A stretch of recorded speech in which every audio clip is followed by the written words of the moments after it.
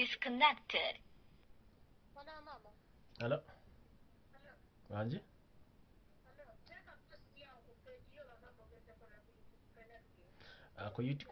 Ku YouTube kiyinza okuba ekizibu kale nti engeri gye saakitegedde gye saakiterezeza ngenza ku page eri endala kati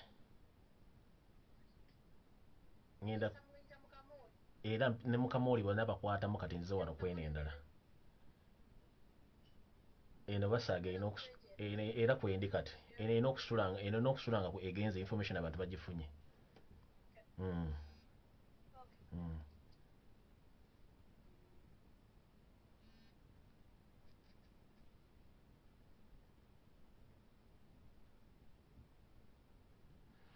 Mwangu mbategeeze nti eno gye tuli nayo naye bajje bazoganye naye kwendi kwetuli kuno naye kwetuli musharinge video mugisharinge tuddeyo musharinge video tugende neno mbale temugimanyi nti nayo gyeri twabategeera dde ntubaga tugenda basalira buli kimu mayi balowooza nti akufumbira omuntu omufumbira bigere mugisharinge tugende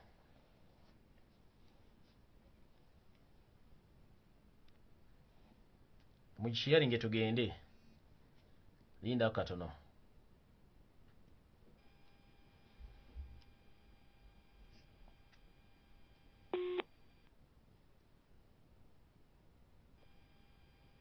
Disconnected. Mwangwe.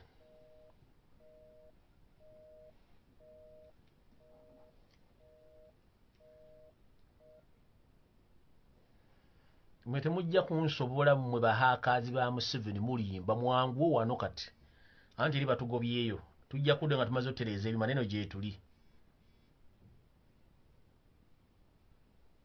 amala okubira ba technician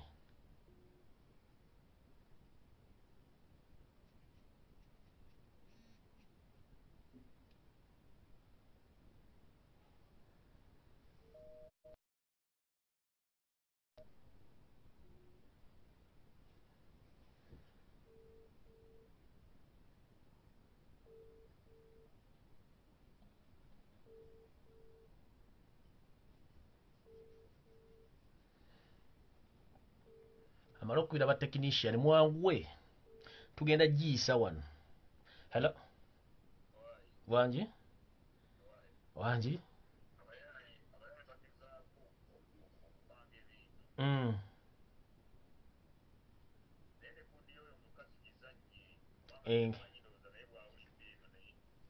ngenda gizanya njagala kudda eno kati anti bano bazanya fe tuli bayaaye zonna bazideliitinze fe tuli bayaaye twakuliramu zonna bazideliitinze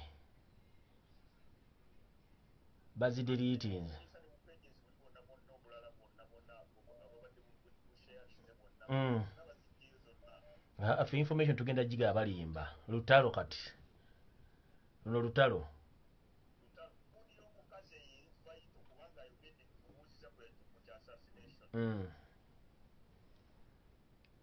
balimba kale kankomyo kati ndi ku page ndagenda onoonye wendi kale alright maze okubira bayinginiya kati twetegese katugende ku live kati Constituent information esingo mungi mbadde mugifunye katuli mu lulabadaba style akuyite no muyite eri akuyite no muyise tugende maaso wengendedde okuva kweringa bagijjeeko njagadde bategeeza nti Charles Peter Mayiga yeyita katikkiro wa Uganda tewa muntu ne yamwaddamu yita katikkiro wa Buganda olw'ensonga ono yabadde mu State House ku lunaku olwokutano bamubuuza ensimbi ze twakuwa zonna omudidizi wazikolamu ki kubanga baatukubye okuva ku minisita mpaka ku muntu eyasembyeyo bwe bamugambye nti wazikozeemu ki n'agamba ati sente zazisaasanya okulemesa Robert Kyagulanyi Ssentamu okuba kampeyini mu Buganda n'okuba kampeyini MP ba NRM ne still baatukubye kye yakoze ekyobutemu ennyo ekisingira ddala obutemu Mayiga wayagala dde okutta Ssaabasajja Kabaka information gye wafulumizza n'ogigamba Joseph Tabasira mutono wa Kalekyezi n'omugamba nti mumpulirize bulungi Mayiga wagambye Joseph Tabasira mutano wa Kalekyezi nti waspendinga sente okubulokinga Robert Kyagulanyi Ssentamu waspendinga sente okuyisa mu parliament ba NRM naye Ssaabasajja Kabaka Magulu Nnyondo Ronald Mutebi w'okubiri nti yakola kyamaanyi nnyo okulemesa abantu okulonda abantu ba NRM ng'akozesa ab'amasaza ab'enkiiko n'abantu ab'emituba okubiranga abantu okubategeeza nti balonde abakaba Nuupu ne Robert Kyagulanyi Ssentamu. Ekyo wakigambye Museveni nga drone zange ziwulira bulungi nnyo. Ekigambo kye wakozesa mu State House okusiiga mukamawo ettoomi eri Yesu Basuba mutano wa Kalekyezi wabadde nga sayininze death check ya mukamawo Ssaabasajja Kabaka Magulu Nnyondo Ronald Mutebi w'okubiri nti yakubisizza abakaba NRM bonna mu Buganda. Mayiga kino ekikoli mu olikiddawo akasajja gwe. Kino ekikoli mu olikiddawo Mayiga n'otula mu State House n'ozimba nga Ssekkoko n'otandika okugamba nti Kabaka ye yaviiriddeko abantu ba NRM bonna okubwa ekigo kya bugazi. Okitegeera? Bino ebintu byokola bya buswavu nnyo eri Obuganda eri abantu bannayuganda. Gw'otuukira okulya mukama w'olukwe tujjukire nti omwaka guli oguwedde mwalina mission gwe ne Museveni nga Ssaabasajja Kabaka talina kubuuka mwezi gwa 7 ba gwa 8. Katonda n'amuyamba n'adda engulu mpaka olwaleero waali. Era kyekintu kye kimuwa musazeeko ekigambo n'ogamba Museveni nti sente zonna ze yakuwa okulemesa Robert Kyagulanyi Ssentamu Ssaabasajja Kabaka yakubiranga ab'amasaza essimu n'akubira abantu ba bulijjo mu balemese ababaka ba NRM bawe Robert Kyagulanyi Ssentamu akalulu. Museveni n'agamba nti ye era wamutaddeyo omusajja wamutadde mu buzibu.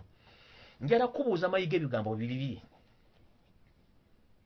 Mayiga osobola okuleeta omuntu yenna ng'omujulizi nga Ssaabasajja Kabaka akumukubidde essimu. Mayiga okimanyi nti Ssaabasajja Kabaka takyalina ssimu wadde ekubibwako nga n'amaka ge gwe gennyini wakolagana ne Museveni mu baagi ng'amaka ge mulimu kamera ezirikodinga amaloboozi ezikwata n'ebifaananyi. Mulimu bags ezirikodinga amaloboozi ku buli kimu kyakola tali safe. Kabaka takkirizibwa muntu yenna mutuukirira mu lubiri lwe kubanga mateeka y'amagye. Kabaka atambulira ku sheduyo nga gwe gy'obogamye Museveni nti kati afumadde wano. Tukimanyirunye Kabaka abaddenga buli lunaku abulajja okulabikako eri Obuganda abuuza abantu abattibwa mu kwekalakasa ripooti nga tefuluma. Ekyo ne kinyiiza Museveni nawe kennyini ekikunyiiza okimanyi. Kati wavudde awo n'ogenda omusalako ekigambo ekinene nti yalemesezza abakaba NRM mu Buganda ne bakubibwa. Mukulu Mayiga Peter wazzeemu okutemula Ssaabasajja Kabaka omulundi ogwokubiri gwayogedde ekigambo ekyo era wakoze ensobi nnyo kubanga abantu ba Buganda abantu ba Uganda bakuwayo Sseto Basuba mutano wa Kalekyezi. Okitegeera? Bodda mu bali abasajja si banno gwe nawe oli mponga byoya mu bbo. Okitegeera? Kati oba nga wamukoze ekintu ekyo n'osibako mukamaawo n'omusibako ekigambo ekinene ekyo kiba kitegeeza endako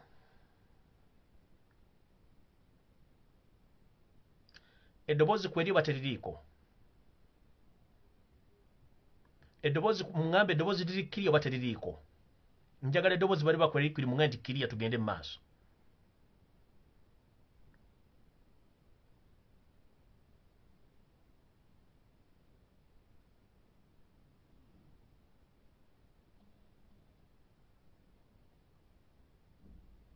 Okay, baŋŋambye Lumalata Tanisha ŋŋambye eddoboozi lirikkiriya.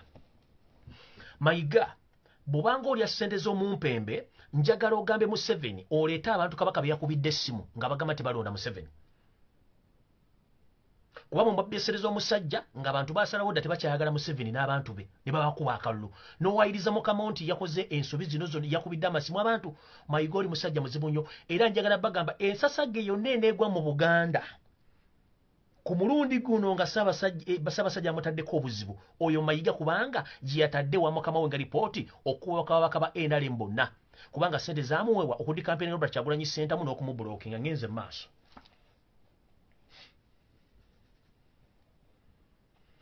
Kubanga tukimanyi bulungi mu mwezi ogw'omunaana n'omwezi ogw'omusanvu omwaka oguwedde wali oyagala kutta Ssaabasajja Kabaka mutwale ebintu bya Buganda byonna mu byeddize. Kati ngenze ku information gye mulaba esaasana ku social media. Information esaasana ku social media eya Archbishop oba former Archbishop Ntagali esaasanye ku makya. Njagala musooke mweteeke mu kifaananyi kya Ntagali namwe musooke mweteeke nga bannayuganda.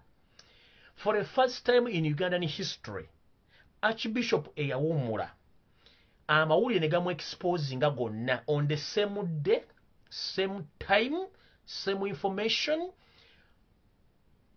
Kino mwete kibawa kibuuzo kiraga nti before nga tonna commentinga kuvuma oba kubuleminga Ntagali soko obuuze obuzi buno bwonna bwavuddewa. Share this video.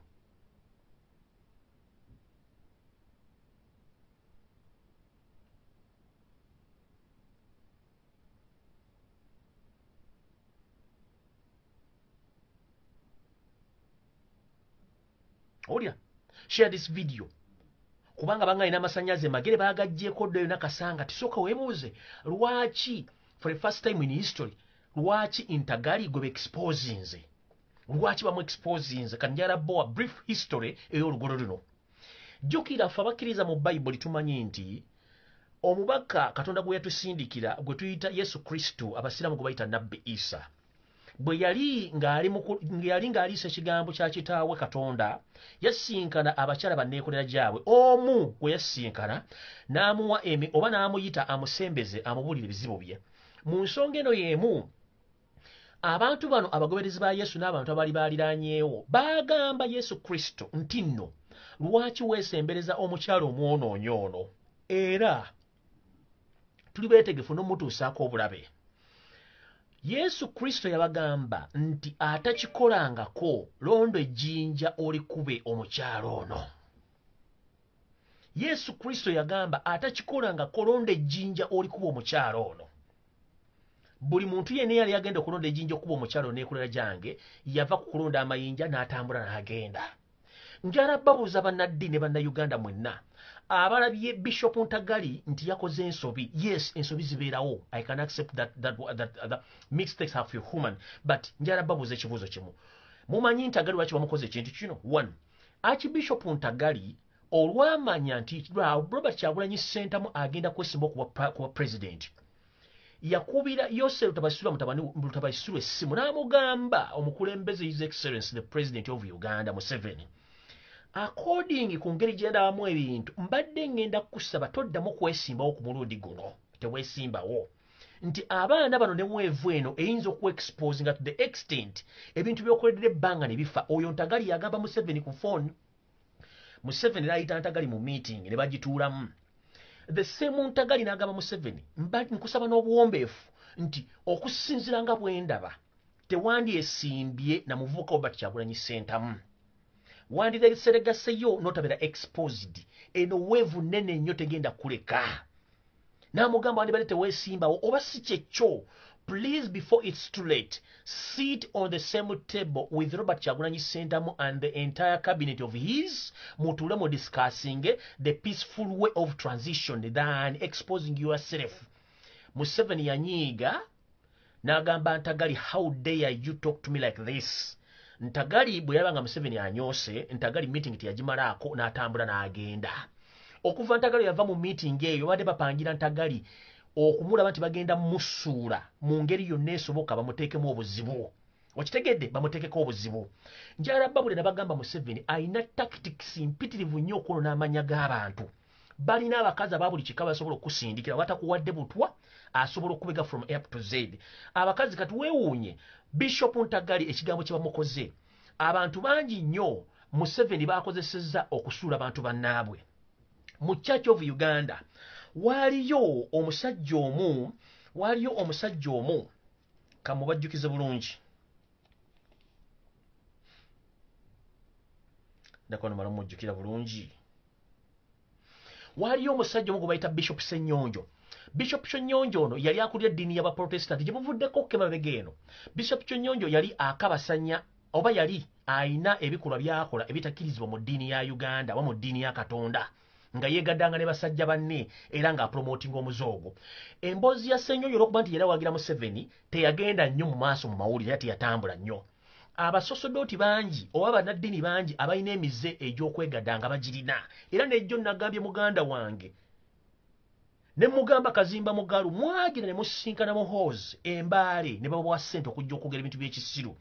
Bano kye baakoze olw'okuba nti Museveni yatega Ntagali omukazi yenna gwe bali mu mulemu bulabye, omukazi bw'aba akwereetedde ebiseera ebisinga nga sigwa omukwanye oyinza oga nti naye kangende na kino kati omukyalo ono baatega mutege Bishop Ntagali n'amugwamu naye njagala babuuza ekigambo kimu sooka otule mu katebe ko weebuuze Bishop Omulamba atuuka atya okugwa mu katego kano kyekisooka ekyokubiri Bishop Omulamba atuuka atya Church of Uganda okuba nti ekkiriza information neefulume era batuuka batya church enamba okulagira Bishop asule buli kimu ekikozesebwa taddamu okukola kintu kya church lwaki church erina amateeka n'akakiiko mu bayita okubonereza omuntu yenna so si mawulire publicly kino ekintu kiri mu Janet Museveni kennyini okuswaza Ntagali kubanga yabagamba nti banne ekintu kino temugenda mu kintu kya Kyagulanyi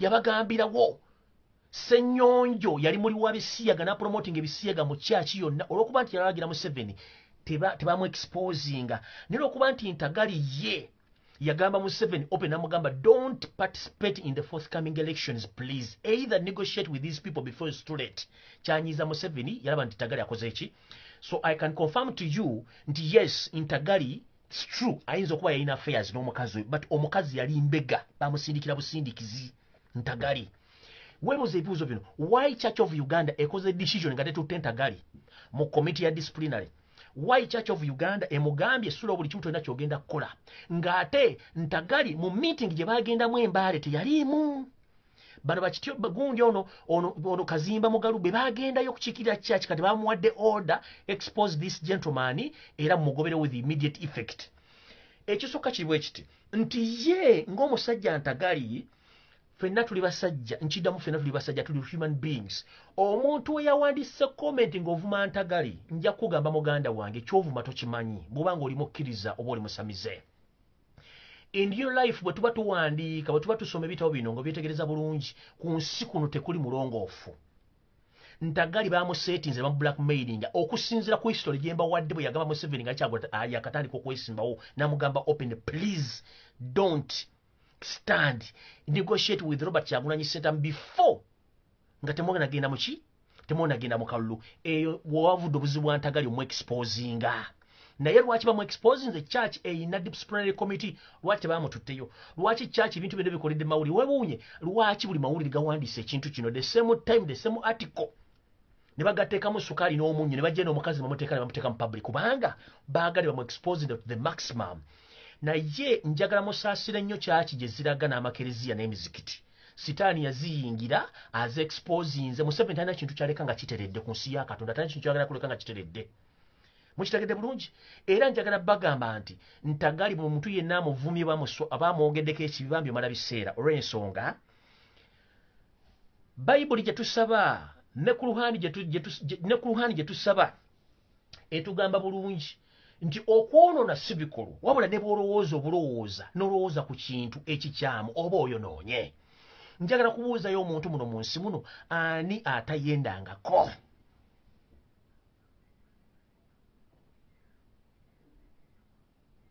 gw'oyinza okulowooza okwenda kufuna mukazi n'omwebakako oyinza okwenda wakufuna musajja n'omwebakako olowooza nti okwekwenda no ebirowoozo n'ebikolwa ebibeera mu mutwe gwo ebikureflectinga visions z'obeera nazo mu mutwe ng'otunuulidde ekitone ekya sayidi etali gye mufaanagana nayo n'okuba obufaananyi n'obuwooza n'obuzza wali oba omaze okwenda ku luhali bw'egamba ne bayibuli bw'egamba okwonoona tekitegeeza bikolwa n'okulowooza obulowooza ku kintu ekikyamu omaze okwonoona abasajja munjulire n'abakazi munjulire omusajja otunulira omukazi ekikula kye n'okuba obufaananyi n'obuwooza naye nga togenda mufuna oba omaze okwenda abakazi munjulire olaba omusajja nogati n'omusajja fitting atuuka n'okuba obufaananyi n'obuwooza oba omaze okwenda kati ku nsi kuno tewali mutuukirivu era anenya Ntagali nti yayenze kimanye nti oweekomerera musumaali kuba naawe mu birowoozo ne mu bikolwa oba oyenda ono Ntagali basetinze mu setinge olw'okuba nti yagamba Museveni amazima matuufu mumpulidde bulungi so njagala bagamba ebikolwa bya Museveni ye sitaani asinga ku nsi nti ne church agiyingiddemu agyonoonye Museveni yayina archbishop gwe yali agala owuwe ne bamulemesa okuyingira ku bwarchbishop kati ntandise ka video kano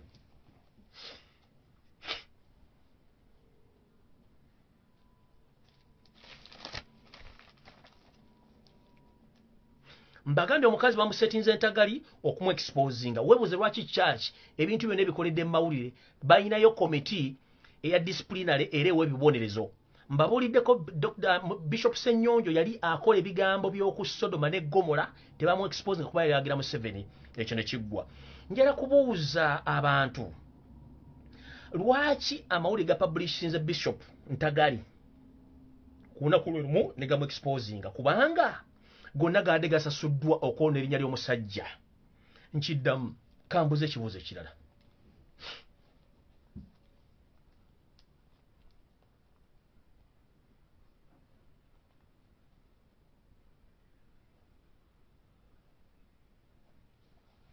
lwaki Church of Uganda Darling wa Museveni eyali Bishop Ssenyonjo ye tebamuexposinga ku bikolwa bye era namwe tegabyogerako nga yali agenda kuba church egigagikube wansi ekigo lwaki tebayogera ku bikolwa bye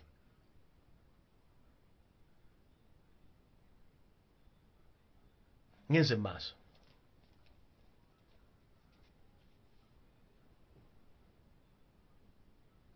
Church of Uganda olwokuba nti yamaze okufuna ssente okuva wa muhozi babadde embaale bonna bakkiriziganyiza ekigambo kye kimu basobole okwona erinnya lya Ntagali kubanga bafunye ssente yensonga lwaki ono omusajja ow'eddiini y'abaprotestant agikulira yavuddeyo n'atandika okwogera ebigambo bitakwatagana era ng'alumba Robert Kyagulanyi Ssentamu ne Nuupu mwamuwulidde bulungi Kazimba Mugalu y'omu kubadde mu lukwe lutanishinga erinnya lyaki lya Ntagali ngenze maaso mu kusookera ddala Museveni ne Janet be babadde mu lukwe lw'okwona erinnya ly'omwami kubanga yabagamba lunye Museveni yayina Bishop Wegwa yayagala abeere bamuyita Bishop Mwesige ono nno yakulira ekkanisa eya Uganda mu bitundu by'embala byonna naye Mwesige bamulemesa okujja okufuuka Bishop wa Uganda mu kanisa y'Abangulikaani eyaki mu kanisa eyabaki ya Protestant bamulemesa Museveni n'anyiiga nnyo mu bino byonna kyaleetera Museveni okuba nti anyiiga ne bafumbafumba okulaba nti baleeta omuntu waliwo essaawa zino abakkiririzaamu in fact abantu bangi abaali basuubira nti ow'ekitiibwa oba omulabirizi w'ennamirembe kati aliko ye yalina okubeera archbishop naye ne baleeta abantu abawo kibuggwe okuba nti kati baliidinga eddiini ku biragiro bya Yosefu Talusula mutono wa Kalekezi kino kitegeeza kitya kino ekintu bakipulaninga dda okuba nti kigenda kubeera bwe kiti n'okutanishinga amannya g'abantu abasiraamu kijja abakristaayo abaprotestant kizze abakatoliki kijja abalokole kijja bagenda exposinga buli muntu yenna atakkizigana ki na Museveni kati ngenze maaso ngenze kumutamanya ngamba eyabadde ayogera ebigambo by'ekisirigo bayita Mike Mukula wayogedde jjo n'otandika okugatta ebigambo olwaliro n'omusajja Ssempijja nannyini enzige ayogedde ekigambo ne neewoonya nti okulonda okwabadde Masaka okwadde mu Buganda kwadde kujjuddemu okusosola mu ddiini weppo n'okusosola mu mawanga Ssempijja ofuze Masaka emyaka mingi nnyo naye ani yakulonda yenna ali munnaddiini oba lyasosola mu mawanga mwatumye Captain Mukula ajja ayogera ekigambo kye kimu nti bwe balonze mu Buganda balonze Baganda bokka era wabaddewo okusosola njala babuuza era njala kubuuza Captain Mukula sebo Captain Mukula waliko kansala mu bitundu by'e Nakawa mu myaka gy'ekinaana nga gyakatandika Nakawa yali mu bitundu bya Eastern oba yali mu Buganda that is my simple question mu myaka gy'ekinaana sebo Captain Mukula waliko kansala mu bitundu by'e Nakawa eyo Nakawa yali mu bitundu byewo mu Eastern oba yali mu Buganda ekyo nga nkimaze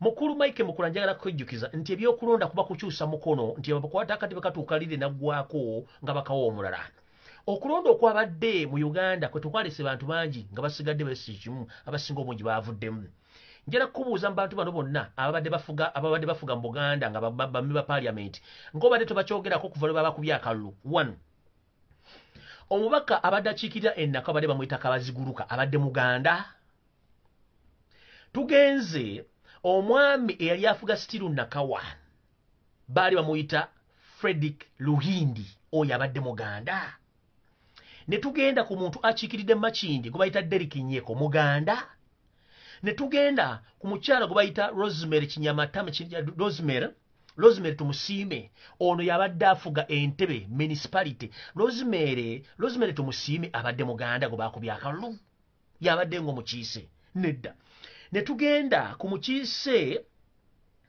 Nyombi Tembo ne yakikiranga Kasanda. Nyombi Tembo yali musajja Muganda, Nyombi Tembo musajja Mukonjo. Nyombi Tembo yali musajja Mukonjo nga yakikira Kasanda. N'omubaka lunaavaamu. Ne tugenda ku mukyala gwe bayita Shatiz Musherule muwala wa Sam Kutesa Muganda. Tachikirya Buganda, butachikirya bitundu bya Buganda mu parliament. Ne tugenda ku kitole Sam Kutesa musajja Muganda badde achikire Mawogola badde Muganda. Ne tugenda ku mukyala gwe bayita Chinchin, ne tugenda ku mukyala gwe bayita Kinyamatama Owerakai. Abadde mukyala Muganda achikire Rakai. Ne tugenda ku Mbwetekamwa ono wekasambya. Vako ono Mbwetekamwa wentame. Ono Mbwetekamwa wekasambya abadde Muganda.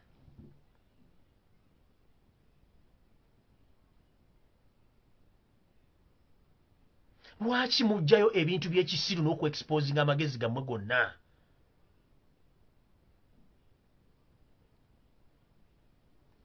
Ekyo nga kiwedde, njagala genda kubuuza ebibuuzo ebirala bino wano. Bwe mugamba nti mwogera ku kigambo kye bayita discrimination ne tribalism, lwaki buli Muganda lwavayo okwesimba ewantu? Mugamba oba Muganda lwawangula mugamba nti that is discrimination. That is not discrimination. Kubanga njala kuwa history. Waliwo omwami eri akola mu regimu ya Museveni gwe bayita omwami bamuyitanga oba yalinga Ngomangime. Ono yali RDC wa Museveni bitundu by'embalala n'afunye ekinyegenyege eky'okwesimba mu bitundu by'embalala. Ngomangime ono bwe yagenda okwesimba embalala kiki ekyatuukawo? Wuliriza bulungi nnyo. Ngomangime mu 1998 Ngomangime yagambibwa nti mukulu tosobola kwesimba mu kitundu ky'embala kubanga tuli waawano, ddaye wammwe gye olina okwesimba.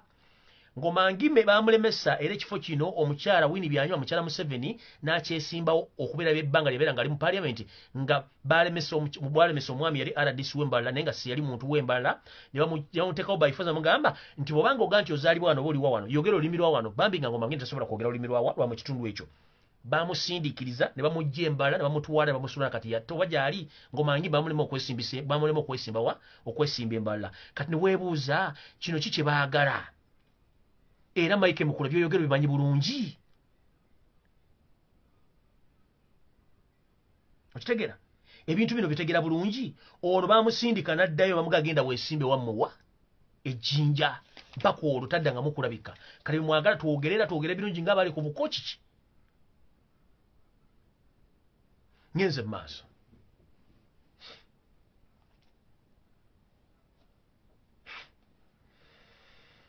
Nga mbagambye nti State House oba balina olw'okutta Robert Kyagulanyi Ssentamu bakole bye bakola byonna mbibagambye bulungi nnyo, bibategeeza kyesigenda kiddamu.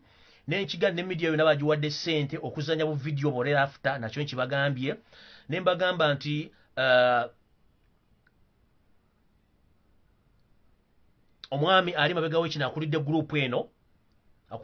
Ye mwami gwe mwalabako ng'ali mu bifaananyi ng'aliko wano ettaka yakulidde group y'abasasiniza abo. Yali mu mission ey'okutta Robert Kyagulanyi Ssentamu. Ndowooza ne mbagamba DPC bonna abasinga obungi ne mbategeeza kye babagambye okuggyako nga nina kye neerabidde ebisinga byonna nkoze eki ebisinga byonna ndowooza mbibawadde.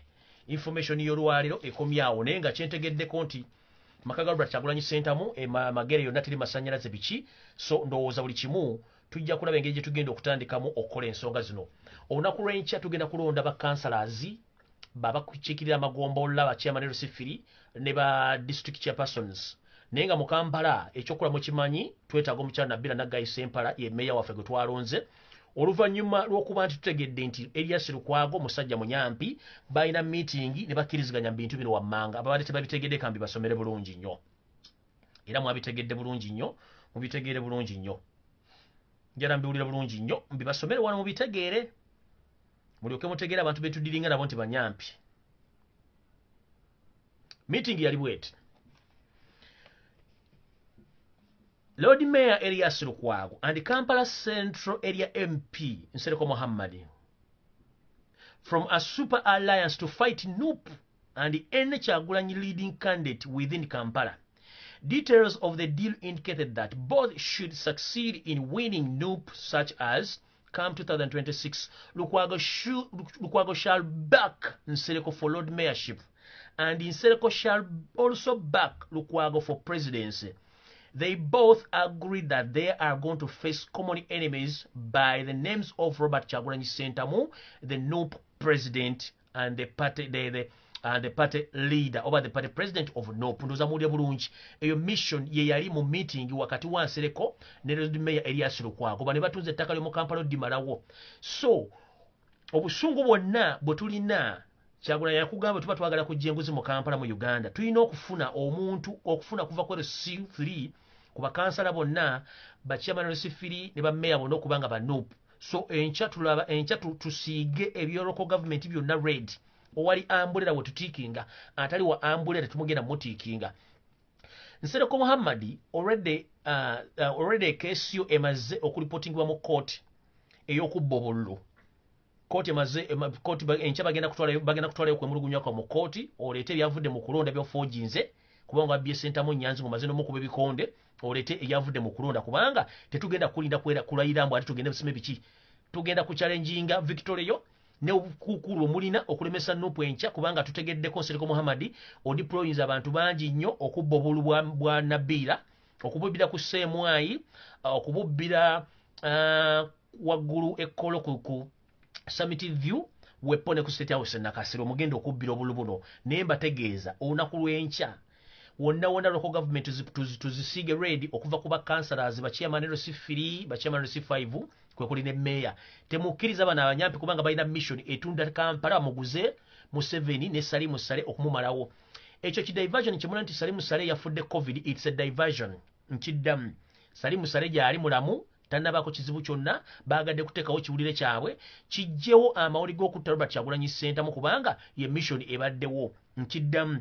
Ebyo magezi Salimu Sale yafudde wali tannafa wali mulamu bulungi nnyo bateekawo diversion okujja kibadde bagenda okukola olwaliro okutta Robert Kyagulanyi Ssentamu. So olunaku lw'enkya mwenna Nabira nagayise Mpala emeya wa Kampala abakyamani b'amagombola bonna bamanyi bakansalazi kyenjagala munkolere ekintu kimu waliwo baganda bafe basiba mu makomera ng'okuli Mubiri James ono yeesimbye okubwa kansala LC5 mu bitundu by'e Lubaga bambi muganda afona arwanirira eddembe arwanirira Robert Kyagulanyi Ssentamu naye musiba ali mu kkomera njagala enkya mumpere obululu obuyitirivu agenda okuva mu kkomera ne bana basiba emyezi emeka naye ng'avuddeyo nga Lord Kansala agenda okiikirira NUP ku lukiiko olukulu olwa State Council ne baganda afe abala bali mu makomera bonna nga mumanyi nti babasiba naye nga beesimba bambi mbalondera obulu ate mbakumira forms zaabwe mpaka nga bafunye obuwanguzi. Abantu b'e Makindi abaana ba NUP bonna bakansala mubamanyi bulungi nnyo.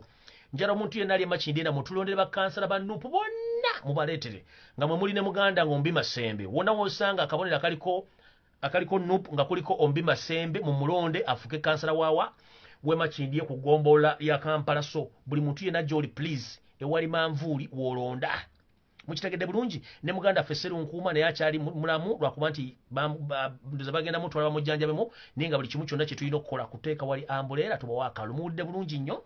So no saagala baluisa information bagezezzaako okukumbuzaabuza ne badde eri olunaku lw'oku waliwo information eno nga bwe nabagenda tugenda ku demonstrating worldwide. Njala kusaba na Uganda mwenna abawangalira mu ggwanga lya Amerika waliyo okwekalakaasa okuteekeddwa okw'emirembe okugenda okubeerawo nga kulidingiddwa Dr. Basili ne Reverend Shapton ono omulwanyizi w'eddembe Nakinku. Eyo yiki yerogo mugira bulungi nnyo yerogo egenda okubeera olunaku olwokutaano etambula bwe bati nti demonstration to claim the victory of Ugandans, Chief Walker, Reverend Shapton and Dr. Basili. Venue, the UN headquarters, that is New York. Set off Friday, 22nd of January 2021. Time is 5 a.m. and the meeting will take place at TBC. The register is $50. Cash up. People Power UG limited seats left. So no okwekalakasa kuno kugenda kubeerawo mu kibuga New York ate nga olina okugenda okubeerawo ku lwokuna mu New York headquarters. So njala obasa mwenna bannayuganda bali mu America bawangalira mu America, please tugende twekalaka mugende mweyunge ku bantu bano abagenda okwekalakasa nga bali mu New York.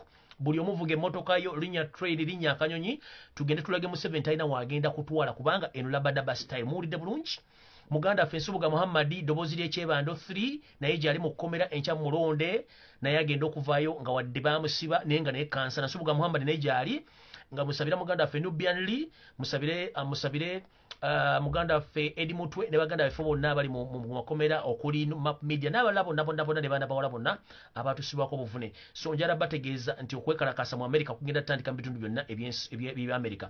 Namwe mwena bali mu Europe mukole ekintu kye kimu, mwena bakalakasiza njalo batumira ku mbere nnyo balira ddala wepona bonna abasinga okuba nti mwagadde okukola ekintu kino. Kalyango Beka ne bangambe naye wakulondebwa naye mu mulonde buli muntu yenna nenga bema kindi pulikizo ekyokola mu kimanyi wali nup kansala wonna. Please mumuteekeko ekisa kya Mukama musobole omulonda tusobole okuba nga atuva mu mayengo gano newankubadde nti olwalero abasajja batukoze ekitakoleka. Njagala tandika bawa ebintu bino wammanga. Twabagambe tugenda tandika kye tuyita economic war ku Yosef Tabasiro mutano wa Karekezi. Kye bayita economic war tetugenda kuba muntu luyi tugenda kwekalakasa ku edduuka lya muntu nowhere. Tuyina kye tuyita civil obedience. Gwe kennyini weeteekamu ekinoga kino kiganyi. 1. Bannayuganda abalozero Kyagulanyi Ssentamu tuli mu military dictatorship amateeka tegaliiwo. Bw'oba nti oyagala enkyukakyuka ewiiki emu bweti esobola okumala okusula gavumenti ya Museveni n'abasirikale basulayo Montu. Waliwo kye tuyita sit home strike.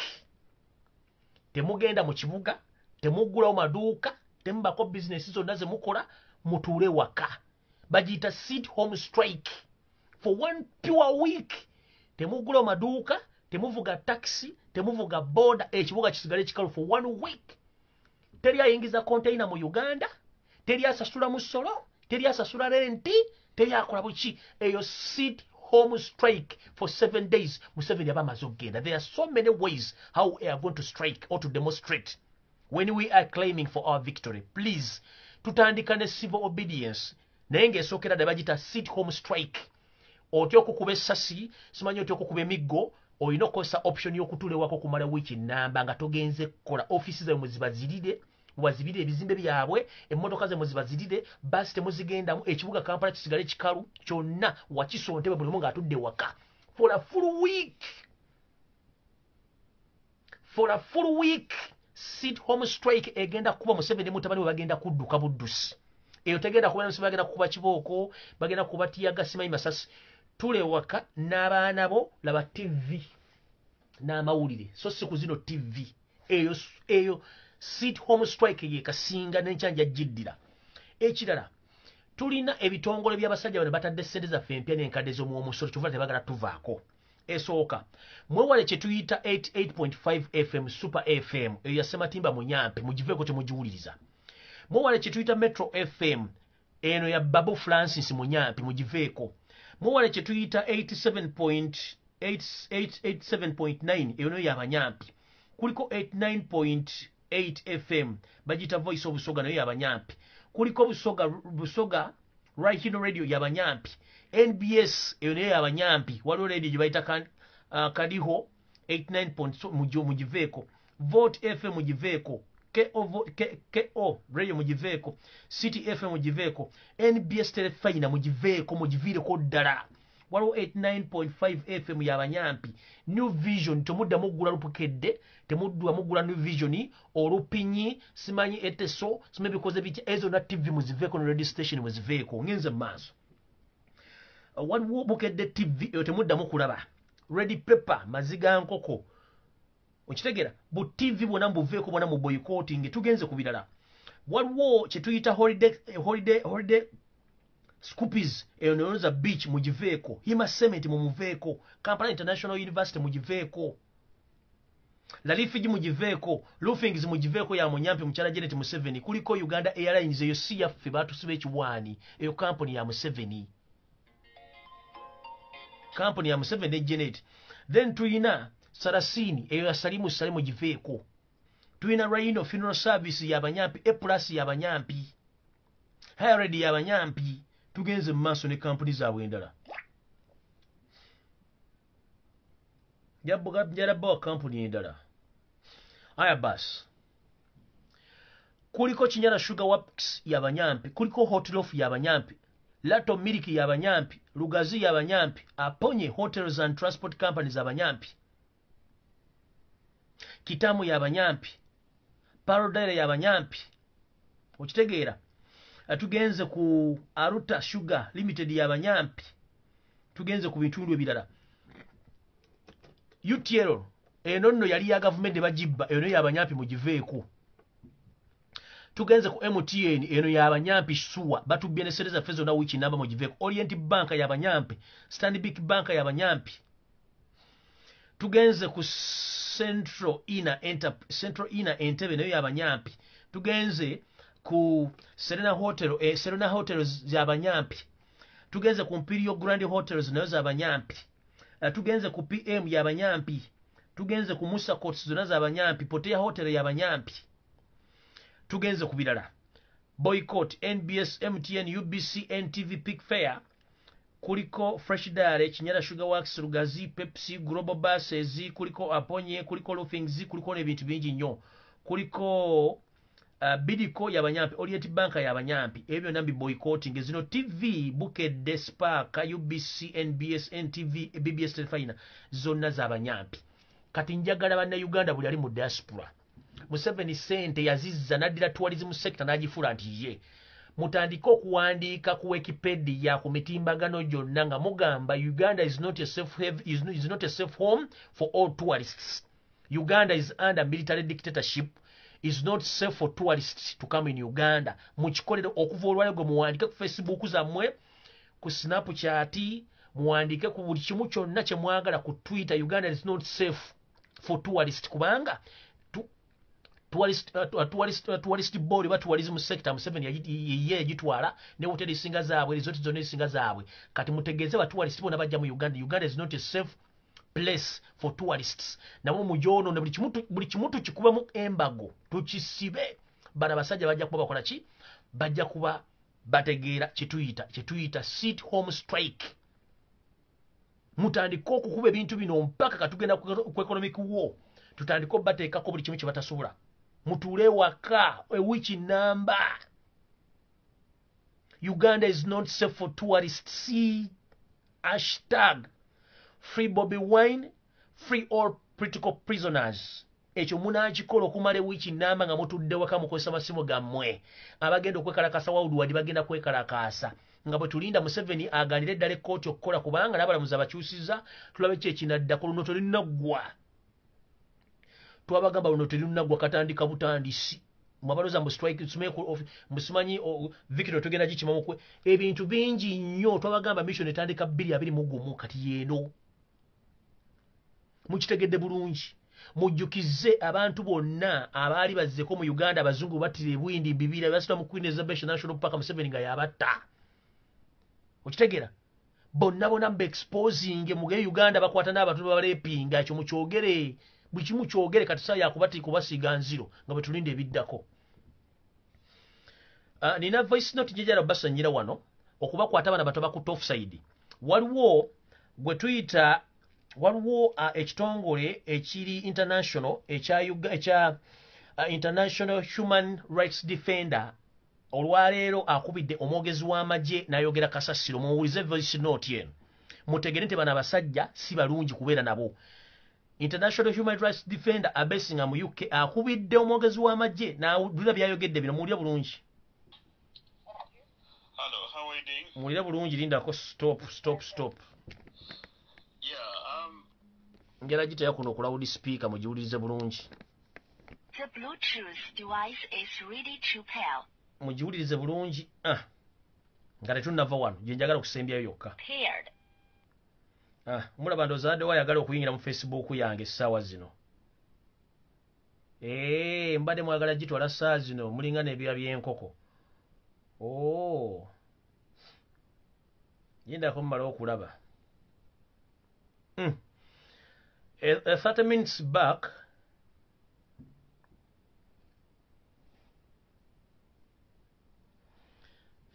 back obadde wayagala okuyingira mu Facebook page yange wano mulabye wuuno wano bansindikidde koodi muswadde koodi bagimpa ne mbadde mwagala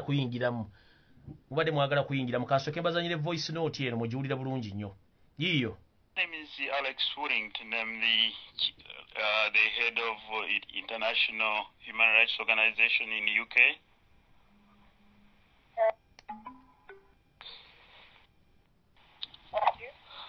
how are you doing?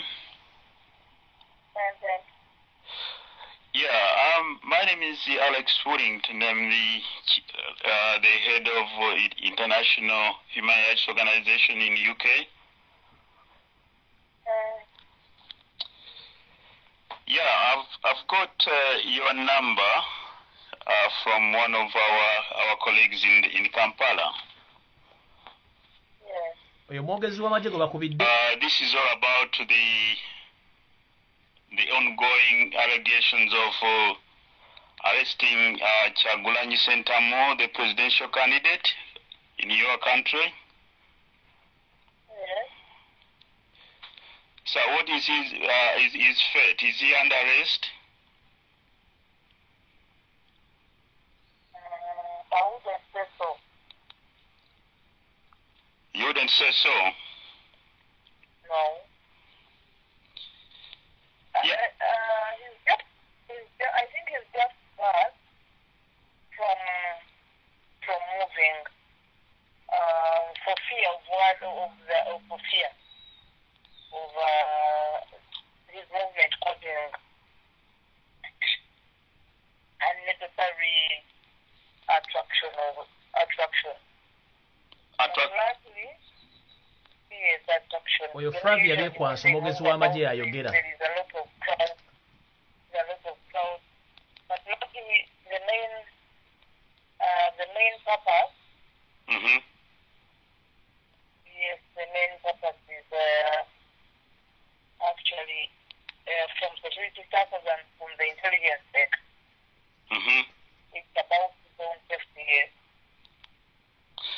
Yeah, but when you say he's not arrested, he's just prevented, we send our colleague in Kenya.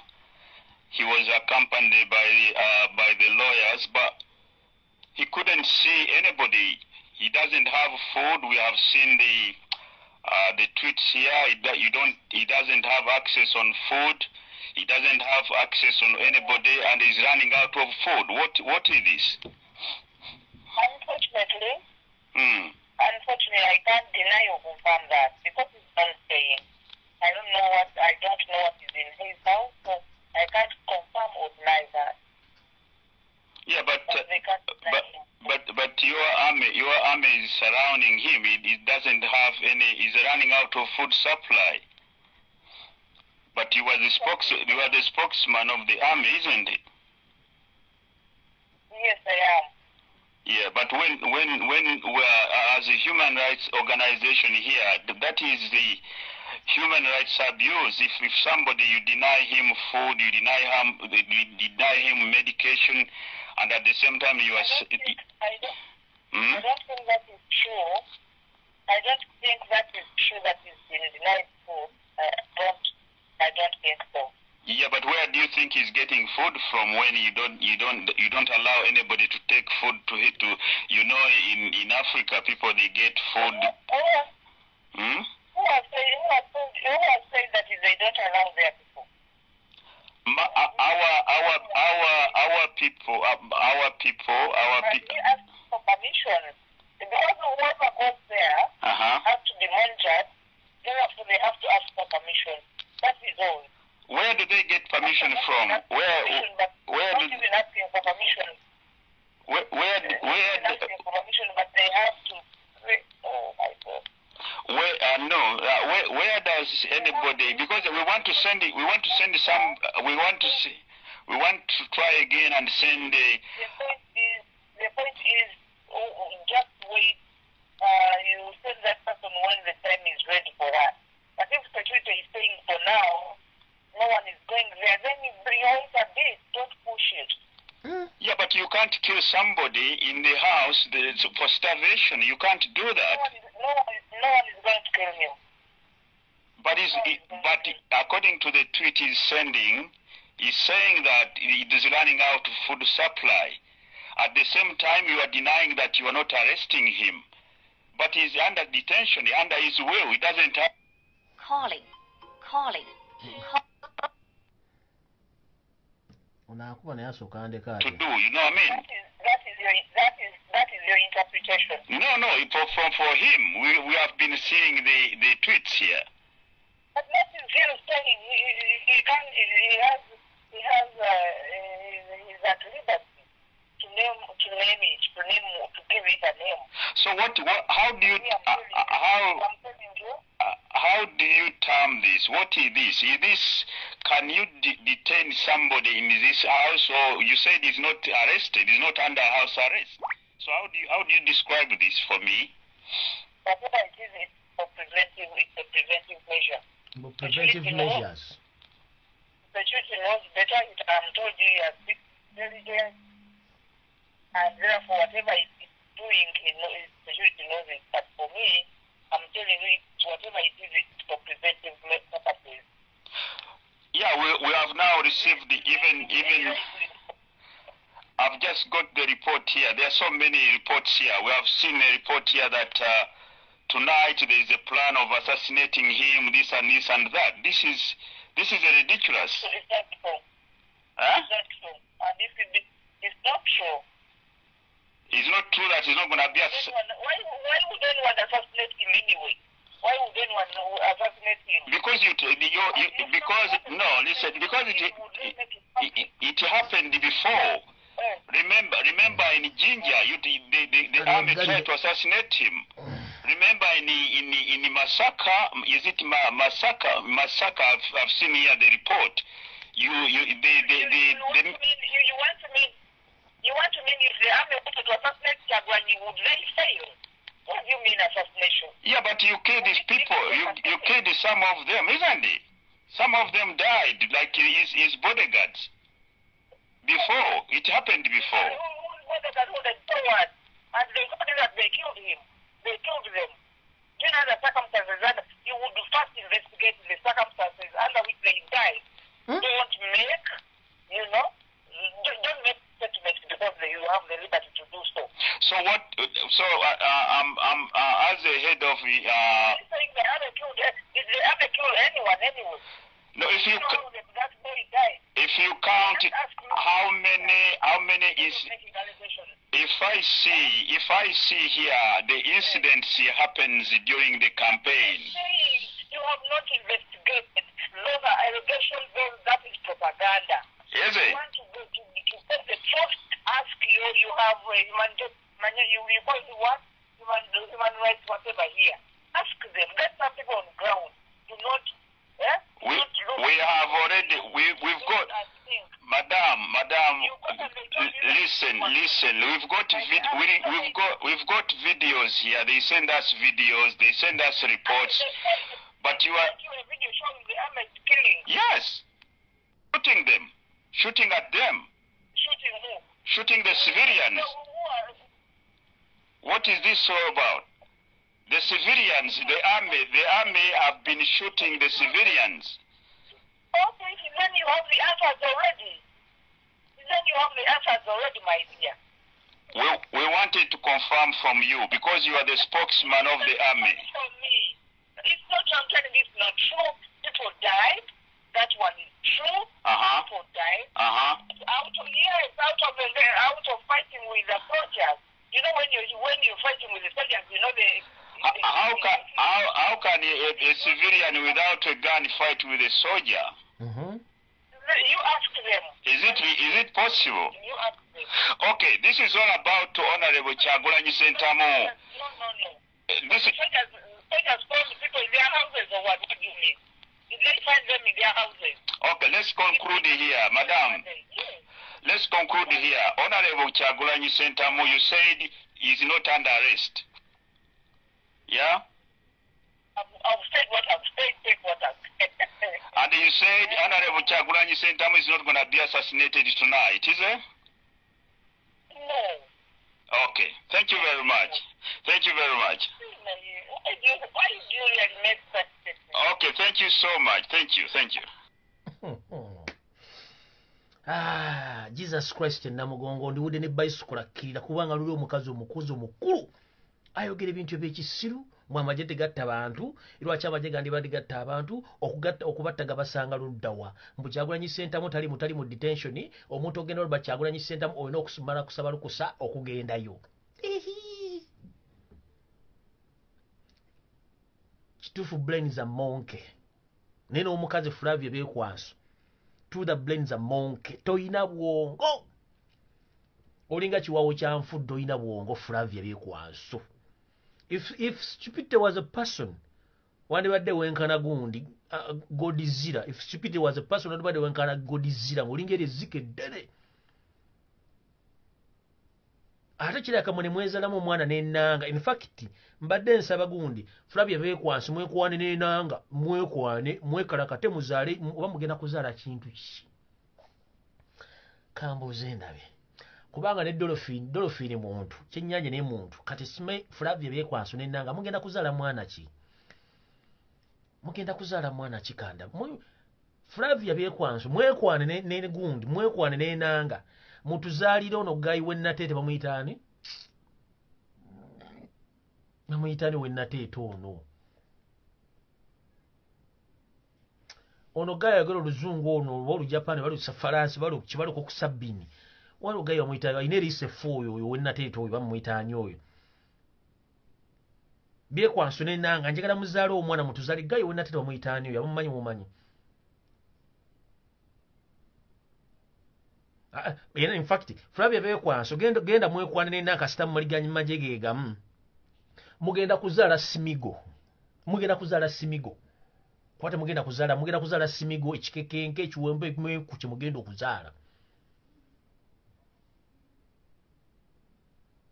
So ababanaye bazze ku video ng'obudde bugenze tukoze video nyingi video zibadde nga 3 basajja nga bazibbayo kutuusa lw'empise mu gundi lw'empise mu kwesese n'engwa ku live kuno naye nga tikibadde kirungi naye nga bakatuuka mu Kawedemu Brother Children's Center mu mission y'okumu assassinatinga ebaddewo olwaliro n'amasannyalaze bagagjeeko ne babuli abana abadde mu mission eno motoka zibadde meka drone mulimu abantu bana balina emigemera wala motoka bazitadde ku gate eriya wansi gimolebbe gye yadalwanira ng'agenda kujja emmere ng'eno yo ku gate ya main wali safe naye nga bakuumye bulungi nnyo babadde bakozedde obutambi wanga wali TV station zonna mu Kampala zigenda buzanya balage engeri gye yafuddemu Tompalaata Yoseriti bahabula tabani wa Kalekezi yadde yadduse edda ng'alinda ebibwa bigudde ku Kyagulanyi Musaya nga taliiwo komanyi abantu bajja kwekyanga then Janet Museveni yadde yesibidde mu situation room ne banyampi bannabe bali omwo balinda kibalukawo balusi nga bafuuyirira kanwe ne mbagamba nti Uganda is under military rule not a democratic rule olw'ensonga nti buli kimu batandise okikola vice versa.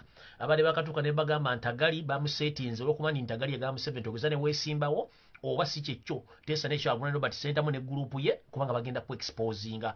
Ntagali bamusetingira mafia wa gavumenti n'amuwujja ekiwojjolo Ntagali bamukuba bulaka mailo super ne bamujje ne ku line in fact kubanga tekibangawo church okexposinga munnaddiini omukulu ne mu exposing okuva lumafunye sente okuva mu State House Entebbe ne mu exposing abamwe tekimenya mateeka era kyenvudde ne bagaba naye temuddamu okulumba Ntagali atayendangako ku musako ate Ntagali amukuba ejjinja ne mbabulira okwenda kyeki okwenda ne bolooza bulooza oba oyenze omukazi bw'otunula omusajja fulayi n'omwegomba oba oyenze omusajja bw'otunulira omukazi akabina n'amabere nga gati ganyenya bwe gati n'obukiteeka mu bwongo ng'okuba obufaananyi obwoza obuwujja bwe buti ne bukala oba oyenze si kikolwa kyokka kirimu omusajja omubaseeko oba omukazi yebase ku musajja kikikolwa ky'okwenda nedda ne bolowooza obulowooza mu bwongo nti omuntu ono nga